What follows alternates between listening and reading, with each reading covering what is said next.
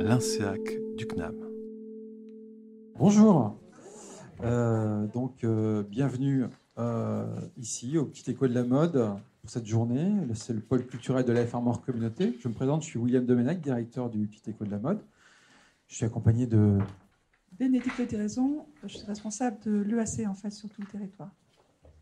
Voilà, donc nous sommes une équipe de 8 personnes pour organiser une saison culturelle. Et puis nous avons également un pôle d'enseignement artistique avec un directeur de pôle et 20 enseignants qui proposent des enseignements musique, danse, théâtre et arts plastiques pour environ 360 élèves cette année.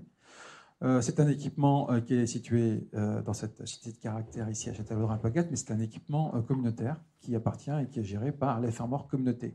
Donc nous sommes, nous, des agents de la F1 Mort Communauté, et nous sommes basés à Châtellerault, mais notre travail culturel s'étend sur l'ensemble du territoire des 27 communes et 31 000 habitants qui composent ce territoire et qui vont, Châtellerault qui est situé plutôt sur la partie sud, proche de la nationale, et puis tout le reste du territoire qui va jusqu'à Ploie, pour la partie plage, et puis pour la partie Guingamp, du côté de Pommery jusqu'à Pommery-le-Vicomte, à peu près, voilà, si vous situez. Voilà. Donc, un territoire rural, un territoire où il n'y a pas de ville-centre. On a plutôt 3 pôles urbains, on va dire, qui sont Châtellerault, enfin, urbains au sens avec beaucoup de guillemets. Châtellerault-Plogat, 3500 habitants, Lanvolon, à peu près pareil, et Ploie, 4500 habitants. Voilà. Donc, ce qu'on vous propose maintenant, et apparemment vous en avez besoin, c'est de se mettre en mouvement.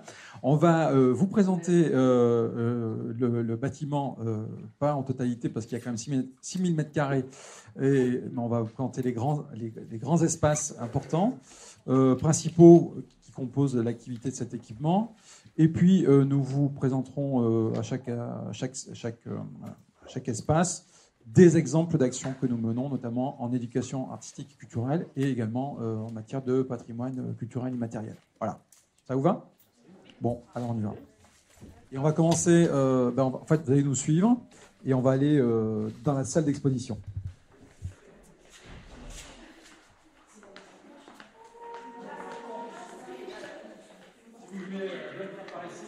Alors, nous commençons par la salle d'exposition où vous êtes. Salle d'exposition qui est actuellement, vous le voyez, en montage, puisque nous préparons la prochaine exposition de la saison qui commencera le 18 novembre jusqu'au 11 mars, c'est ça, si je ne me trompe pas, et qui sera une exposition sur le jeu, qui va s'appeler « À quoi on joue ».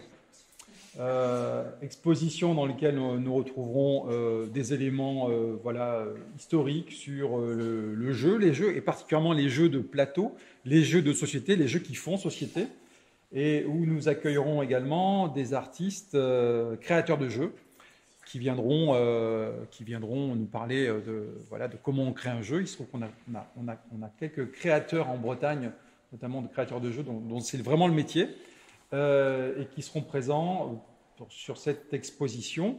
Et sur cette exposition également, nous avons créé des partenariats avec de nombreuses associations du territoire qui sont toutes férues de jeux et avec lesquelles nous allons organiser tout au long de l'exposition des temps de jeu sur différents types de jeux, souvent à découvrir, méconnus, qui seront ouverts à toutes et à tous sur différents temps de la saison. Voilà, donc c'est une approche à travers cette exposition d'un travail qui peut être mené avec les habitants. Je vais laisser du coup Bénédicte en parler davantage. Alors, en règle générale, on a plusieurs expositions par an et donc on accueille beaucoup de scolaires. Pour vous dire, sur les 15 jours de la dernière exposition, là, qui a duré jusqu'à mi-septembre, donc de début septembre à mi-septembre, on a accueilli 360 scolaires en 15 jours. Donc, on essaie, en direction des scolaires, de les accueillir avec un temps de médiation qu'on construit, avec visite interactive, mais aussi on construit à chaque fois des livrets de jeux d'observation adaptés à différentes tranches d'âge, afin d'aider les enfants à comment affiner leur regard. Et puis aussi, à chaque fois, on organise une activité artistique et culturelle au sein de l'exposition avec le groupe en lien avec l'exposition. Par exemple, l'année dernière, on avait accueilli pendant l'été, et on avait accueilli aussi des scolaires en tout début septembre autour des œuvres, des tenues de Pascal Jaouen, donc c'était de la broderie, de la couture. Ben, les enfants, ils ont brodé pendant leur visite d'exposition. Cette année, c'était Brucero, ben, ils ont fait du dessin, puisque c'était des dessinateurs et des peintres essentiellement. Voilà. À chaque fois, on essaie qu'ils traversent en fait physiquement et en le faisant quelque chose qui leur permet de sentir l'enjeu de l'exposition. Avant, par exemple, on avait eu une exposition de photos de danse. Eh bien, tout simplement, ils ont fait, ça s'appelait Sur quel pied danser. Donc, on a fait plein de jeux avec le corps pour sentir les appuis, les forces, etc. L'espace. Voilà. À chaque fois, il y a des visites un peu vivantes comme ça. On accueille aussi sur le temps hors scolaire les centres de loisirs, services jeunesse, etc. Alors, parfois avec de la médiation, si je suis là, disponible. Sinon, ils se débrouillent avec le livret de jeu d'observation, c'est déjà intéressant. Voilà. Une chose que je n'ai pas dit sur cette salle et globalement sur le bâtiment, mais on va en parler un peu plus tard là, dans la prochaine étape de la visite avec Vanessa sur le centre ressources, c'est que vous l'avez remarqué, vous êtes dans un bâtiment effectivement qui est pas qui est pas ordinaire, puisque cette salle elle a une architecture tout à fait particulière. Peut-être l'avez-vous, voilà, peut-être ça vous frappe au niveau du regard, puisque nous sommes en fait dans un équipement qui a été ouvert en 2015 et qui, avant 2015, était une friche industrielle, la friche de l'imprimerie qui fabriquait le Petit Écho de la mode, donc magazine qui a existé de 1880 à 1983 et qui était pendant un siècle le magazine on l'appelait comme ça, on l'a appelé comme ça, le magazine qui habillait la France entière, puisque c'est un des premiers magazines, entre guillemets, féminins, qui a eu son succès, notamment, qui a connu son succès en proposant des patrons modèles, à l'époque où le prêt-à-porter n'existait pas, des patrons modèles qui permettaient à la couturière de maison, des familles, des foyers, de fabriquer des vêtements pour toute la famille, et de le faire à la mode parisienne, bien sûr, qui pouvait s'exporter dans tous les foyers de la France entière. Et donc, cette entreprise qui était basée donc à Paris, dans le 14e arrondissement, qui s'appelait les Éditions de Montsouris, et qui s'appelait comme ça parce qu'elle était basée, je vous fais deviner, près du parc de Montsouris, s'est délocalisée en 1925, ici, à Châtellerault. Et donc, en 2025, cela fera 100 ans que cette imprimerie aura ouvert ses portes, et nous sommes actuellement, et là du coup c'est un lien avec le patrimoine culturel immatériel, nous sommes en train de travailler à une célébration, ou en tout cas à l'événement de ce centenaire, et de faire tout un travail de collectage de mémoire des personnes, des familles qui ont travaillé dans ce lieu ou qui ont été des usagers de ce magazine, pour refaire vivre à la fois la mémoire ouvrière, mais aussi voilà, la place qu'avait ce magazine au sein de la société, puisqu'il a quand même parcouru une grande partie du XXe siècle, et que, vous le verrez là, c'est un petit teaser pour la prochaine étape, comme il s'adressait prioritairement, bien sûr, aux femmes, il nous renseigne aussi beaucoup, de manière très précieuse, sur la place qu'avait la femme à différentes époques de ce XXe siècle. Et à ce titre-là, ça nous renseigne aussi sur un regard plus social et sociétal qui, aujourd'hui, nous concerne bien grandement, avec tout ce qu'on connaît sur les rapports et les enjeux d'égalité hommes et femmes. Voilà. Donc, tout ça pour dire que voilà, ce bâtiment-là, qui est maintenant la salle d'exposition, était l'espace où étaient fabriqués les patrons modèles qui ont fait le succès du magazine. Et il faut s'imaginer ici, avant, il y avait 200, non pas 200, mais une cinquantaine de femmes qui travaillaient ici et qui pliaient des petites feuilles de papier et qui fabriquaient les patrons modèles dans cette salle ici. Voilà. Ils ont plié 2000 par jour à la main. Et du coup, le Petit Écho de la mode qui s'est installé en 1925 a employé jusqu'à 250 salariés, dont 60% étaient des femmes. Voilà. Et tout ça, on va le voir dans la prochaine étape, puisque nous allons descendre et aller à la rencontre de Vanessa, qui va nous parler du magazine et de cette histoire-là. Bon, j'ai un petit peu parlé déjà. Ça va? On continue, on va suivre par ici.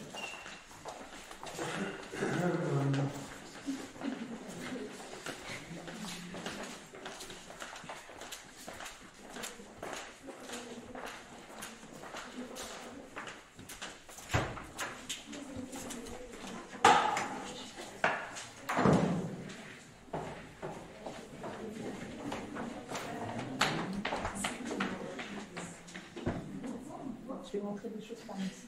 Donc, vous êtes ici là, du coup, dans l'agora du Petite École de la Mode, donc l'espace d'accueil, et puis avec Gaël, qui est notre responsable d'accueil, et puis Vanessa, qui est responsable du centre de ressources dont je vous ai un petit peu parlé, et dont Vanessa va vous parler totalement, en faisant le lien avec l'histoire du lieu et du magazine. Vanessa, alors bonjour à tous. Donc moi je m'occupe principalement ici du fonds d'archives qui regroupe 100 ans de magazines du Petit Écho de la Mode et des éditions de Montsouris. Donc on a dû vous le dire pendant la visite. Ici avant c'était une imprimerie. L'imprimerie des éditions de Montsouris où on fabriquait principalement des patrons modèles. Alors les premiers patrons modèles qui étaient présentés dans le magazine se présentaient comme ceci. Donc là, c'est un exemple d'un qui était encarté dans un magazine de 1900. Et donc sur ces patrons modèles, on présentait plusieurs robes, tenues, et il fallait retrouver le petit pointillé qui correspondait aux différentes parties du vêtement, utiliser une roulette à patron pour la couturière pour reformer les différentes parties du vêtement. Donc ça, c'était les premiers patrons modèles qui étaient encartés dans le magazine. Et ensuite, ils sont passés à une formule un peu plus simple, qui était fabriquée ici, justement, et qui se présentait sous forme de pochette. Comme ceci. Je ne sais pas si vous en avez déjà vu dans des vitriniers, dans des maisons. Donc, dans cette pochette, en fait, on a plusieurs morceaux de papier de soie qui vont permettre à la couturière de créer son propre vêtement. Donc, ici, en l'occurrence, ce sont des tabliers robes. Donc, il n'y a pas d'année sur les patrons modèles. Alors, on se réfère à la police, ici, de caractère, au style de robe, et puis au nom. Si c'est écrit le Petit Écho de la Mode ou l'écho de la Mode, c'est avant ou après 1955, parce que le magazine a changé de nom en 1955. Et donc, dans cette pochette de patron modèle, on a plusieurs morceaux de papier de soie. Alors, je ne vais pas tout déplier, parce que après, c'est compliqué pour moi de tout replier. Voilà. Dans cette pochette, on a, je crois, 16 morceaux de papier. Alors, j'en prends une au hasard. Je ne sais pas si des couturières, parmi-vous.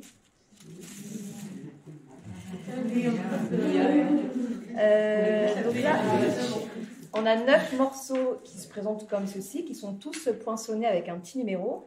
Donc celui-là, il correspond au numéro 9, qui correspond, ici, on le voit sur la pochette, au devant de la robe tablier. Voilà, en gros, ça fait ça. Et donc la couturière, quand elle reçoit ça, elle pose ça sur ce morceau, sur le tissu qu'elle a choisi. Elle fait le contour avec une craie tailleur, pardon. Ensuite, elle découpe ces morceaux de tissu et elle assemble le tout avec sa machine à coudre. Donc ça, c'est ce qui a fait la renommée en fait, du magazine du Petit Écho de la Mode. Ces patrons, ils étaient fabriqués ici tous les jours. Les plieuses de patrons modèles, elles pouvaient plier jusqu'à 2500 patrons par jour. Donc il y avait une cadence assez rapide, soutenue pour assembler tous ces morceaux de papier, les plier et les mettre sous pochette le plus rapidement possible, puisqu'elles étaient payées à la pièce.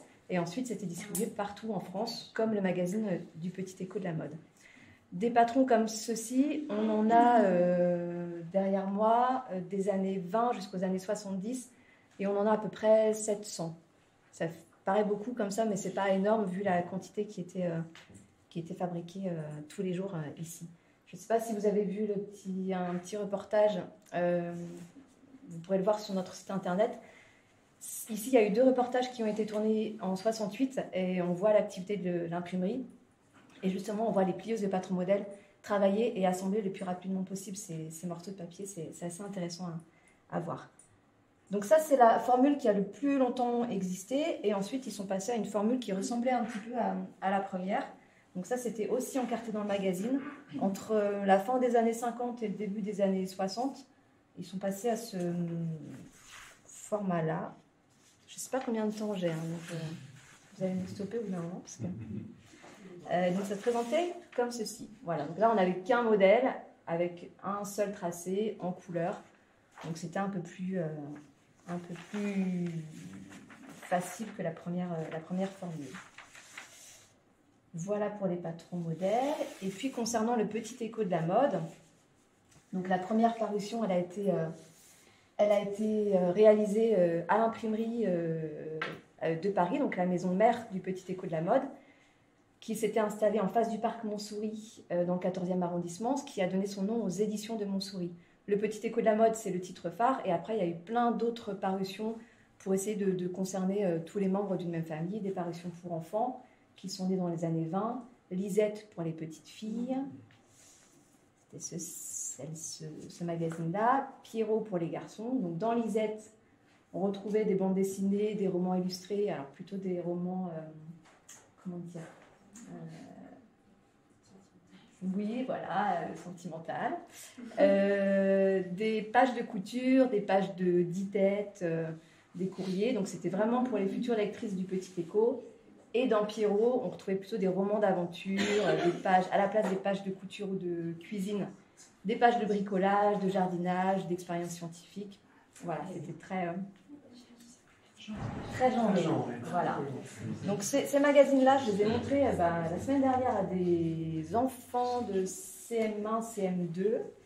Et alors leur première réaction, ça a été, mais c'est écrit trop petit, on ne pourrait pas dire ça aujourd'hui. Et c'est vrai que c'était minuscule, quoi. Qu'est-ce qu'ils font sur leur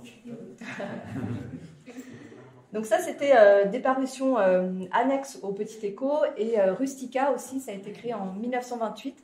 C'est un magazine qui existe toujours et qui était plutôt à destination des hommes, dans lequel on parlait jardin, maison, bricolage, voilà.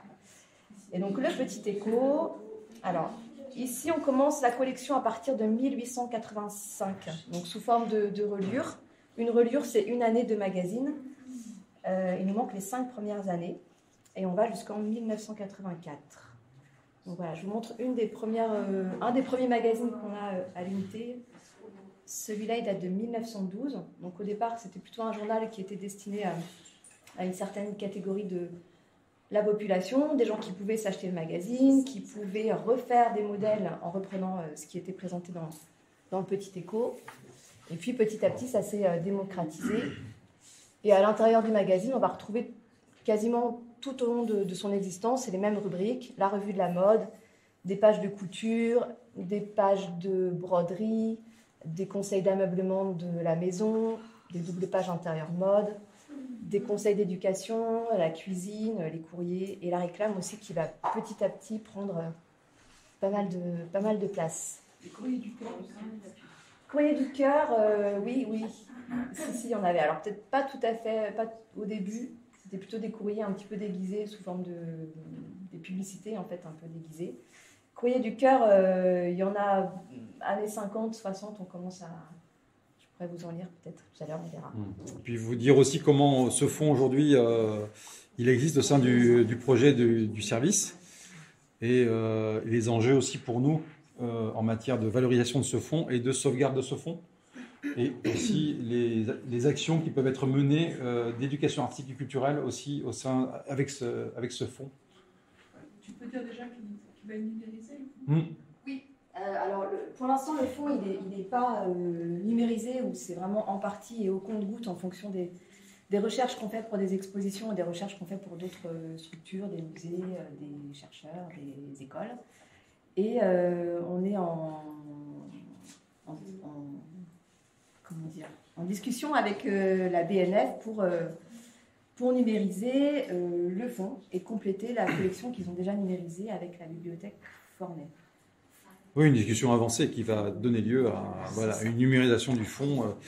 Normalement, dans les 20 prochains mois, ça sera un gros chantier pour numériser le fonds, le mettre sur la plateforme Gallica et du coup rendre le fonds plus accessible, plus visible et surtout le protéger parce que comme vous le voyez, l'enjeu de conservation est important et donc le conserver dans cette salle avec des conditions de température et de conditionnement très précis liés à des mesures d'archives. Mais voilà, c'est pas non plus. Forcément, ça s'abîme toujours un peu, donc il faut. C'est une numérisation par la BNF ou que vous allez faire vous pour la BNF? Par la BNF. D'accord. Ouais. Nous, en fait, on va compléter la collection qu'ils ont déjà numérisée et toute la prestation de numérisation va être réalisée par eux, comme ils savent faire, ils ont les techniques. Donc ouais, non, c'est super. Ouais, on touche là le cœur de leur métier, le cœur de leur fonction, et donc ils ont en fait découvert ce fonds qui est donc assez unique et quand même en bon état. En tout cas, c'est comme si ils l'ont jugé comme tel, et c'est pour ça qu'il va donner lieu à cette numérisation, dont nous sommes très heureux parce que ça représente pour nous un enjeu effectivement de sauvegarde et à la fois de valorisation. Et alors juste un petit mot sur ce fonds, comment il a été composé. Toutes les reliures qui sont derrière moi ici, c'est un don de la famille fondatrice du Petit Écho de la Mode, la famille Huon des Pénanceres, qui était basée au château de Kergrist à Ploubert à côté de Lannion. Et après, on continue à recevoir des dons régulièrement. Tout ce qui est en boîte d'archives, on a une autre pièce avec d'autres magazines à l'unité, comme ça, quand les gens vivent des maisons, on trouve des choses. Ou même dans des boîtes à livres. C'est arrivé aussi de trouver des chouettes documents dans des boîtes à livres qu'on n'a pas. Voilà, on continue régulièrement à alimenter le fonds. Oui. Je crois que vous venez d'y répondre en partie, mais qu'est-ce qui a justifié en 1925, si je viens d'écouter, le passage du parc Montsouris à ici? La famille était installée à côté? Ouais, c'est ça. Donc la maison mère, elle a été basée à Paris. Et ensuite, dans les années 20, avec le développement de la presse et donc de tous ces titres, plus la volonté de s'excentrer un petit peu de Paris, la famille qui était originaire du département à l'époque savait qu'ici, il y avait une papeterie. D'abord un moulin, ensuite une papeterie qui fonctionnait avec la force hydraulique, donc l'étang, la cascade. Et ils ont voulu s'installer ici pour la fabrication des patrons modèles, pour bénéficier de la force hydraulique et bénéficier aussi de la main-d'œuvre pas chère de la Bretagne à l'époque. Donc une des premières délocalisations qui a donné lieu aussi à des questions après politiques d'égalité salariale. On en a un certain nombre d'exemples à Douarnenez avec les entreprises de sardines, le joint français bien sûr aussi plus tard dans les années 70, et ça avait commencé ici aussi en 1925 voilà, à Châtellerault. Donc il y avait la maison mère à Paris et la filiale ici à Châtellerault, qui a fonctionné en tant qu'imprimerie jusqu'au début des années 80. Donc pendant presque 60 ans. 60 ans de travail pour les gens de Châtellerault, Plélo, Plouagat, les deux communes voisines. Vous pouvez voir ici une photo de 1947 avec l'ensemble du personnel donc de cette année-là, de 1947.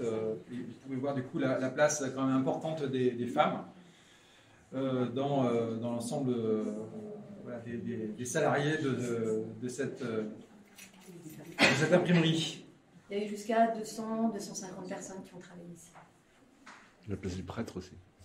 La place de l'église aussi, le prêtre voilà, qui veillait à ce que... Voilà. En termes de EAC, donc il y a un certain nombre de projets qui sont faits autour du centre de ressources. Donc des projets autour notamment de la place de la femme, donc avec l'étude des archives, peut-être on peut en parler. Justement la semaine dernière, on avait des collégiens ici pour... Hier.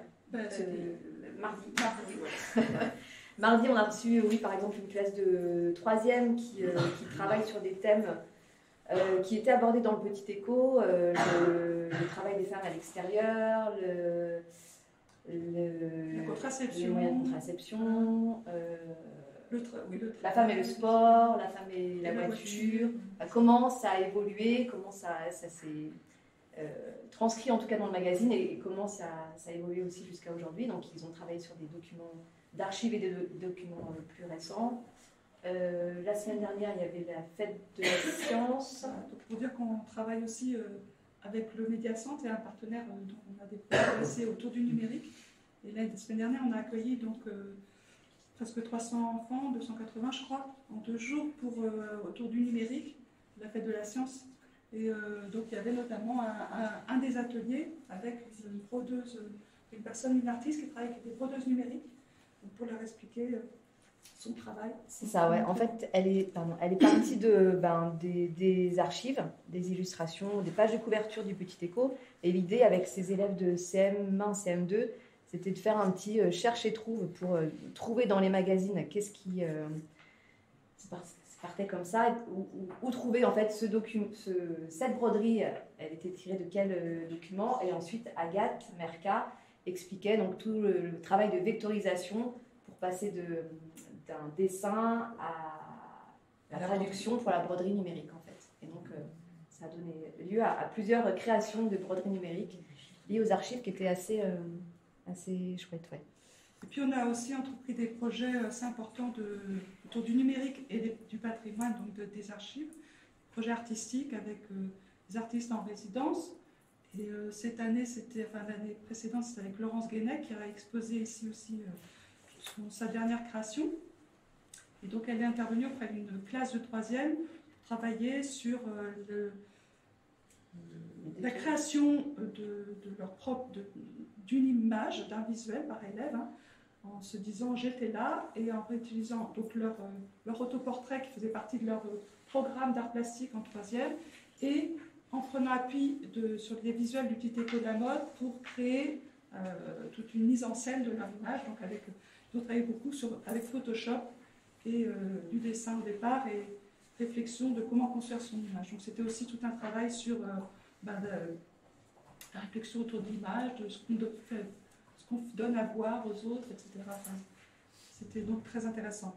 Et l'année d'avant, on avait fait un travail autour des couvertures de 1929 et une classe de 3e, et avec un artiste qui est comme un motion designer et qui avait fait, avec la classe de 3e, avait détourné en fait les images et en avait fait des animations, des images animées. Donc elle avait travaillé avec Photoshop et After Effects. On voit toute la série sur le site, autrement ici aussi. Voilà. Du coup, l'année d'avant, on avait travaillé sur le patrimoine du Petit Écho de la mode, le bâtiment, avec des graveurs. Donc on avait travaillé aussi avec des éléments de typographie, etc. Voilà. On a pas mal de projets artistiques aussi en lien avec le Petit Écho et en lien avec le numérique. Donc voilà, c'est très intéressant. Et enfin, nous puisons dans le fond, depuis 2 ans, dans le fond du magazine, pour nos visuels de saison, que nous détournons, alors là, depuis 2 saisons, façon pop art, avec notre graphiste, pour à la fois valoriser l'image très, très, très singulière de ce lieu et de ces esthétiques que nous avons au sein de ce magazine, et à la fois les détourner comme des objets artistiques, là, autour du pop art, pour dire aussi que voilà, nous sommes le fruit de cette histoire, mais nous sommes aujourd'hui un équipement culturel, et donc nous travaillons avec l'histoire et avec également ces enjeux culturels et artistiques contemporains. Voilà, c'est un petit peu ce qui sous-tend notre démarche, et nous valorisons du coup en même temps ce fond unique. Là, vous voyez sur la première page, il y a l'image originale et ce qu'elle est devenue ensuite après le traitement graphique. Voilà, ça permet de faire le pont entre l'histoire, le patrimoine et le présent. Donc, on va faire un tour rapide par les salles du pôle d'enseignement artistique pour que vous voyez les...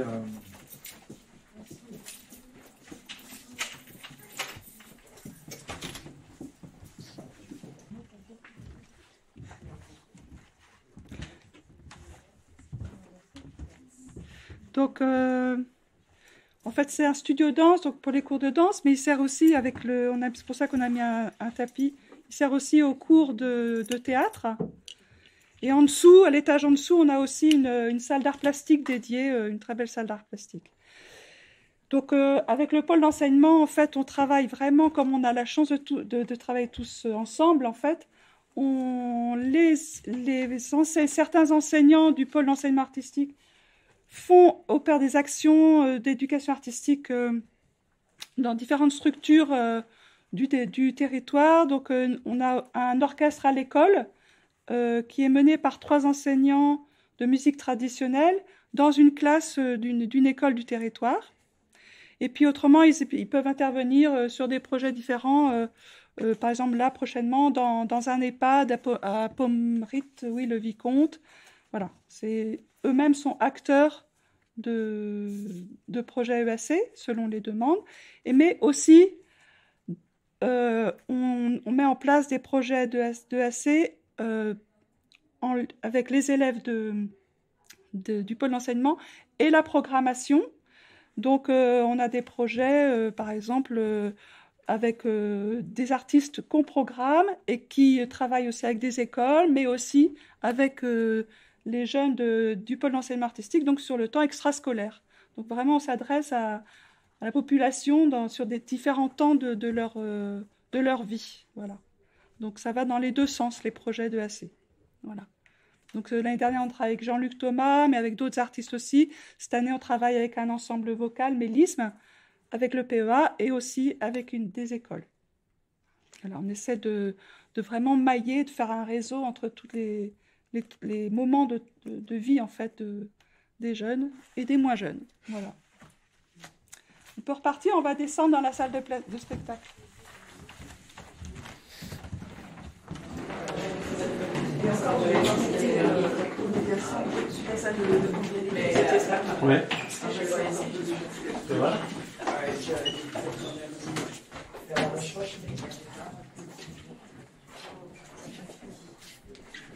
Bien voilà, vous êtes dans la salle de spectacle et puis vous voyez, nous sommes en plein pré-montage du concert que nous accueillons demain, le groupe de Douarnenez, les Wacky Jug, champions du monde de blues en 2022, et oui, ils ont gagné, c'est le seul groupe européen à avoir gagné le plus gros festival de blues du monde organisé à Memphis, depuis des années, qu'ils ont gagné l'an dernier. Et voilà, ils sont devenus, par ce festival, champions du monde de blues. Ça fait un peu sportif, mais voilà. En tout cas, c'est une immense reconnaissance pour eux, qui font du blues depuis 2010. Voilà, et ils seront présents demain. Donc, voilà, en plein pré-montage.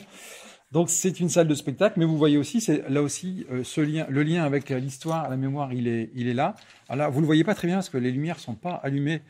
Ouais, peut-être qu'en allumant les lumières, ça serait mieux. Et vous voyez, donc c'est la salle des machines. Enfin, c'est l'ex-salle des machines où étaient entreposées l'ensemble de ces machines qui permettaient de fabriquer le magazine. Et elles étaient donc ici, dans cette salle, qui s'appelait comme ça, la salle des machines. Et le choix a été fait lors de la réhabilitation. Ah voilà, on y voit beaucoup mieux. Merci Bénédicte. On y voit beaucoup mieux. Le choix a été fait de les garder, là aussi, pour que quand les visiteurs, le public vient, ils puissent effectivement retrouver, se relier à cette histoire, à l'histoire de ce lieu, qui a été aussi conservé dans son patrimoine, dans son architecture. Vous le voyez notamment à travers les poutres métalliques qui sont d'origine et qui ont été conservées ici, ainsi que ici, et ce qui donne une atmosphère assez singulière à ce lieu, à cette salle de spectacle. En tout cas, les artistes qui viennent pour la première fois, souvent nous en font le retour. Voilà, donc on a une salle de 250 places, qui peut passer dans une version à 180 places, puisque le proscénium ici peut se recouvrir, donc étendre le plateau, ce qui est plutôt pratique pour des formats notamment de spectacles type de danse, ou quand il y a beaucoup de monde sur le plateau. Et donc là, on passe à ce moment-là à un format de 180 places, avec un très bon rapport scène-salle, qui est de proximité, sur un plateau de moyenne taille. Et puis, donc dans cette salle, nous accueillons toute la saison 18 spectacles, et 18 spectacles qui ont lieu du coup dans cette salle, mais également hors les murs, dans des communes, et également notamment dans la commune de Plouat, qui est la seule commune de la Farmer Communauté qui dispose d'un équipement, d'une salle de spectacle, et avec qui nous avons du coup développé depuis l'an dernier un partenariat spécial pour l'accueil de certains spectacles de plateau là-bas. Voilà, ce qui nous permet de rayonner sur le territoire, entre le nord et le sud, parce que Plouat, on est quand même plus au nord, et on s'aperçoit ici, on regarde de la physionomie du territoire que, au regard des piles départementales, au regard de la sociologie, eh bien le déplacement de Ploie à Châtellerault, il ne va vraiment pas de soi, avec une population voilà, qui travaille ou qui est en retraite, pour qui sortir le soir à 20h, 20h30, il y a un enjeu de mobilité, il y a un enjeu d'organisation, de vie de famille. Et donc le déploiement aussi sur le territoire nous permet de répondre et d'enlever ces freins, les freins qui peuvent être liés à la vie quotidienne, avec en plus, dans un contexte d'inflation sur la mobilité, c'est d'autant plus pertinent. Voilà. Donc c'est pour ça qu'on est vraiment sur ce terrain de jeu, sur cette terre territoriale de la communauté de communes, avec la programmation, mais également avec tous les projets d'éducation artistique et culturelle qui sont coordonnés par Bénédicte. Pour rebondir sur la programmation, ça a commencé comme ça d'ailleurs. On a toute une programmation en journée, en direction donc, des scolaires, donc, qui vont et même de la petite enfance selon les années, selon les projets, jusqu'au collège. Nous n'avons pas de lycée sur le territoire. Voilà.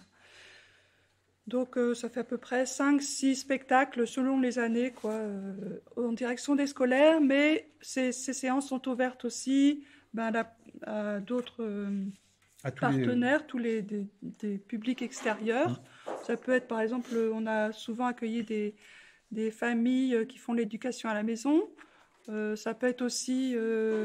Là, on va travailler avec l'EPID, donc l'établissement public d'insertion dans l'emploi qui se trouve à Lanrodec. Donc là, il y en a 20 en France, il y en a un en Bretagne. Ils se trouvent sur notre territoire, donc on travaille beaucoup avec eux. Voilà, ça peut être des EHPAD, etc. On a cette programmation. Parfois, donc quand je peux, dès que je peux, je vais aussi en amont des séances scolaires, je vais dans les classes pour les préparer au parcours du spectateur, qu'est-ce que c'est être spectateur, etc. Et essayer de leur faire percevoir l'enjeu du spectacle qui vont venir. Ça peut être avec des tout petits de 3 ans, comme avec des grandes CM2, enfin voilà. En général, pour les collèges, ce sont les enseignants qui s'en occupent, mais à chaque fois, on crée un dossier pédagogique en s'appuyant sur les données des artistes, voilà, pour que les enseignants puissent bien préparer leurs élèves. Voilà. Et puis, ça peut arriver aussi qu'il y ait des artistes qu'on programme qui organisent, enfin pas qui organisent, mais qui vont animer des ateliers autour de leur écriture auprès de certaines classes. Ici, dans cette salle, on accueille aussi des résidents artistes, donc qui viennent travailler, notamment, surtout autour de la danse, parce qu'on a une scène de territoire danse. Donc là, aussi autour de la venue des artistes en résidence, on essaie de développer des projets EAC.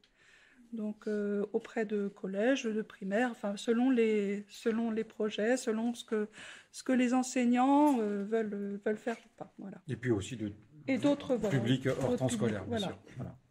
Et puis, oui, hors temps scolaire aussi. Et puis, ce que je voulais dire aussi, c'est que dans la programmation donc jeune public, on essaie toujours donc d'avoir des séances, par exemple le mercredi ou hors temps scolaire. Et là, à chaque fois, pratiquement, on a des centres de loisirs aussi qui viennent. Donc, on travaille avec eux pour que les enfants hors temps scolaire puissent venir voir des spectacles aussi. Voilà, comme pour les expositions. Voilà. Et puis en plus, en EAC, en dehors de la programmation, on a, comme on est scène de territoire pour la danse, on a mis en place des parcours d'initiation à la danse. Donc, on travaille là depuis 2 ans avec la compagnie Les Gens Dansent, Émilie Dumérel, qui là, en ce moment, travaille avec le collège de Ploie, près des 6e. Et puis, ça fait 2 ans aussi qu'on va travailler avec la compagnie Grégoire & Co, vous connaissez, à Guingamp. Voilà. Sur un parcours d'éveil. Du coup, on fait un travail d'initiation au niveau des 6e collèges et d'éveil à partir de 6 ans. Donc sur des CE1 voilà. Donc voilà. On s'est aperçu que, notamment sur ces 2 dernières années, que ces projets de parcours qui sont vraiment liés à la découverte de la danse et la pratique collective de la danse avaient des effets très positifs sur des dynamiques de groupe et de classe, parce que notamment on les a développés en début de saison, d'année scolaire. De saison, et donc ça avait un effet assez positif sur voilà, la cohésion de groupe en classe. Voilà. Et l'épanouissement personnel. Hein. Voilà. Les enfants le disent tout de suite. Ils viennent avec beaucoup de réticence en début et à la fin, ils ont vécu des choses très profondes. Enfin, c'est intéressant. Et il y a de plus en plus de demandes d'écoles et tout ça qui est sur le territoire qui veulent faire des projets de danse. Donc voilà, bon, c'est toute une réflexion à venir pour développer ça. On s'est arrêté ici, mais si vous voulez vous asseoir dans la salle de spectacle, si vous voulez. Les autres travaillent. Peut-être répéter. Oh, pardon, vous pouvez répéter votre question Oui, pour que c'était par tout le monde rapport entende. aux moyens mobilisés en termes d'équipes permanentes et temporaires, dédiées éventuellement, si on peut l'identifier à l'EAC, et pareil sur les budgets. Alors, en termes d'équipe, donc on est une équipe pour la saison culturelle, on va dire qu'on est une équipe de 8. La saison culturelle, c'est tout ce qui relève des spectacles et des projets spectacles, expositions et projets EAC qui sont menés toute l'année ici et sur l'ensemble du territoire. Les 18 spectacles, plus les expositions, plus les actions EAC que vous retrouverez bien sûr en description sur le programme de saison. Plus spécifiquement, on est 3 sur la programmation culturelle. Donc, Oui. Nous 2, plus Vanessa, que vous avez vu tout à l'heure, qui est chargée du centre de ressources, mais aussi programmation. Et en termes de AC, c'est sur le terrain, en fait, on travaille tous ensemble parce que un projet, c'est pas que le face-à-face ou la préparation des outils pédagogiques, par exemple, ou de la médiation. C'est aussi les contrats, les conventions avec les partenaires, etc. Donc on travaille tous en commun. Mais expressément sur l'EAC, il y a moi et aussi Vanessa, qui on travaille notamment pour l'accueil des expositions, tous les projets en lien avec les centres de ressources. Voilà. Mais c'est Bénédicte qui en est la principale responsable, on va dire, avec bien sûr le soutien de l'équipe et notamment de Vanessa sur les projets qui concernent notamment le centre de ressources. Ensuite, sur la partie PEA, il y a un directeur du PEA, Christophe Correc, et 20 enseignants, donc des enseignants qui travaillent ici, mais qui travaillent aussi dans d'autres écoles au niveau du département, de la région. Voilà, musique, danse, théâtre, art plastique. Alors, je ne vais pas vous citer tous les instruments parce qu'il y en a quand même pas mal. Vous en avez vu certains, batterie, percussion, classique, piano, guitare. On a une section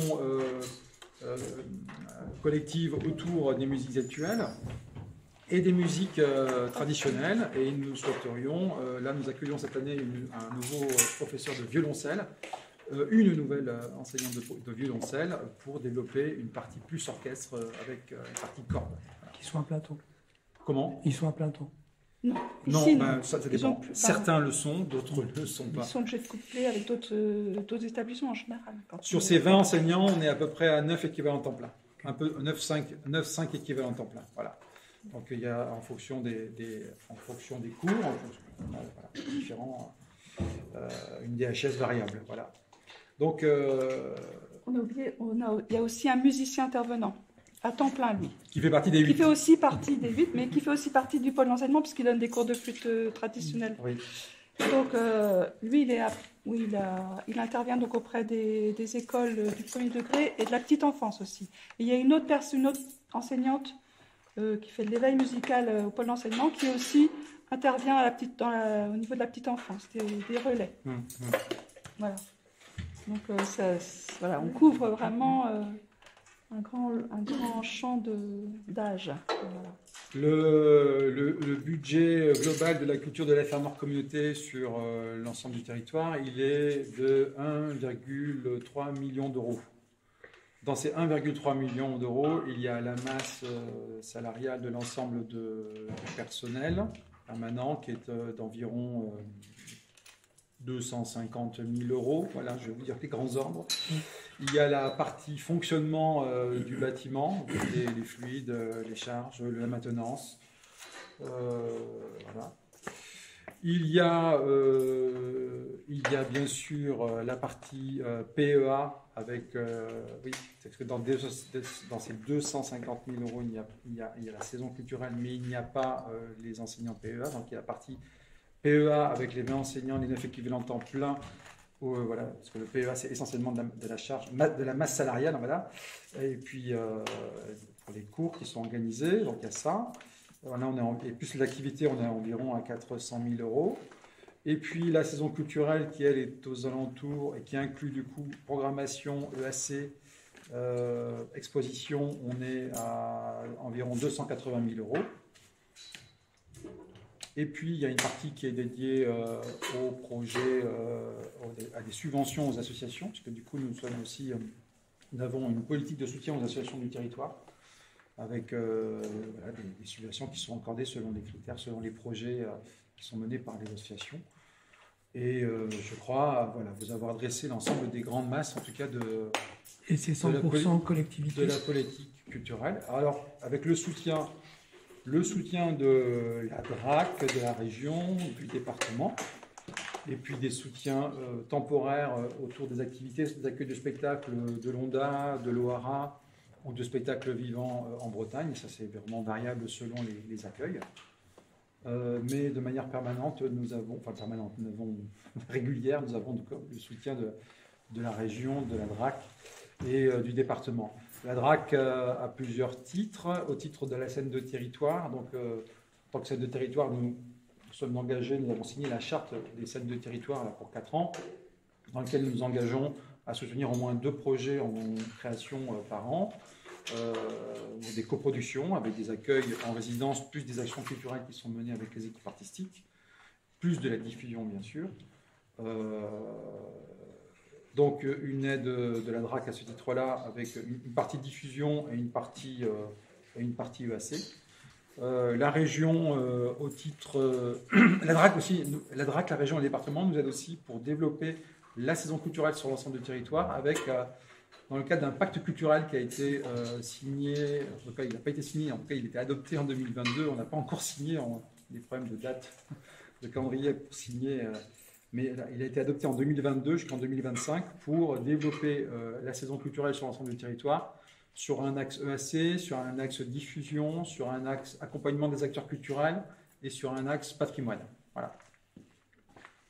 Et nous avons également le soutien de la région sur le soutien notamment à la coproduction dans le cadre du programme coproduction mutualisée et sur certains des fois projets ponctuels, notamment le festival L'Effet Mode qui a lieu au mois de mai tous les 2 ans et qui aura lieu là en 2024 et qui a lieu le 25 et 26 mai 2024 ici au Pitéco et à l'extérieur. Et le département nous soutient au titre de sa politique des enseignements artistiques, au titre de la saison culturelle, soutien à la saison culturelle et au titre du pacte culturel. Voilà. Si vous avez aimé ce podcast, faites-le nous savoir avec un pouce bleu et n'hésitez pas à vous abonner pour être informé de nos prochaines diffusions. Merci de votre écoute. Constituer un territoire, c'est presque la naissance de l'art. L'INSEAC du CNAB.